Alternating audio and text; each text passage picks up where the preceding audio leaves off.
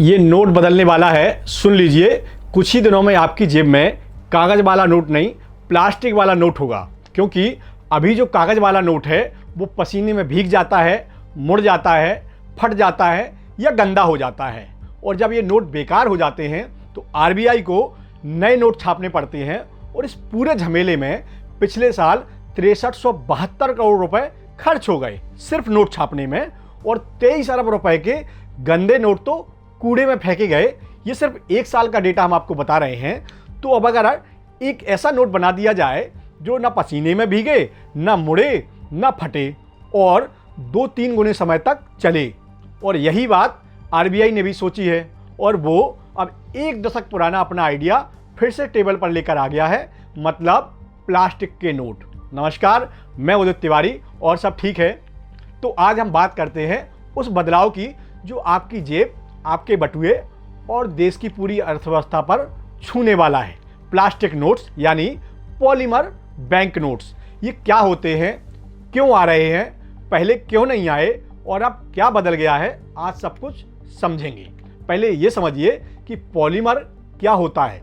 आसान भाषा में कहें तो ये एक तरह का पतला, लचीला, टिकाऊ प्लास्टिक है। जैसे पानी की बोतल या पारदर्शी थैली, उसी तरह का मटेरियल इसमें है। और पॉलीमर बैंक नोट्स का मतलब है कागज की जगह इसी प्लास्टिक सबस्ट्रेट पर छपा नोट।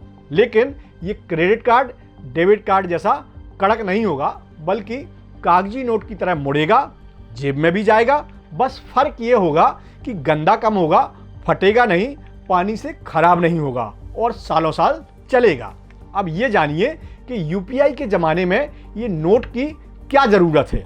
तो देखो भैया, देश में करेंसी इन सर्कुलेशन मई 2025 तक 42,86,000 करोड़ रुपए पहुंच गई। ये रिकॉर्ड है। यानी डिजिटल पेमेंट भी बढ़ रहा है और कैश भी, दोनों साथ साथ बढ़ रहे हैं। क्योंकि हमारे यहाँ गांव हैं, कस्बे हैं, बाजार हैं जहां अभी भी नोट ही राजा है।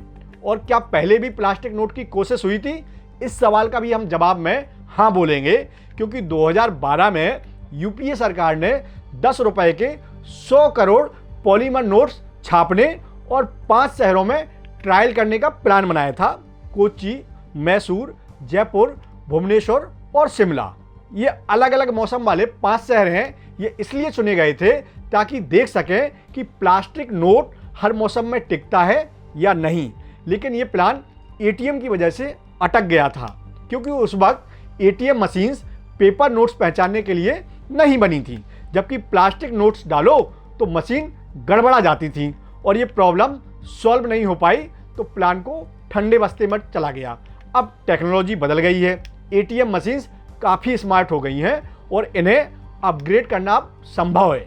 और दुनिया के 60 से ज़्यादा देश ये पहले करके दिखा चुके हैं। ऑस्ट्रेलिया 1988 में पहला देश था। उसके बाद सिंगापुर, कनाडा, यूके, मतलब सब जगह पॉलीमर नोट्स आ चुके हैं। तो इंडिया के पास अब टेक्नोलॉजी भी है, दुनिया का अनुभव भी है और ज़रूरत भी है। तो अब इंडिया में क्या होगा? आरबीआई पहले पायलट प्रोजेक्ट लाएगी।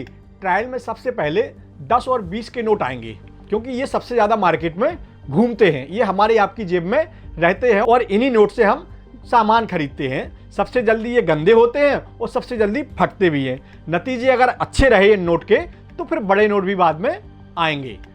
तो भैया, डिजिटल इंडिया बन रहा है, लेकिन कैश इंडिया अभी भी जिंदा है। और जब तक कैश जिंदा है उसे बेहतर और टिकाऊ बनाना भी जरूरी है।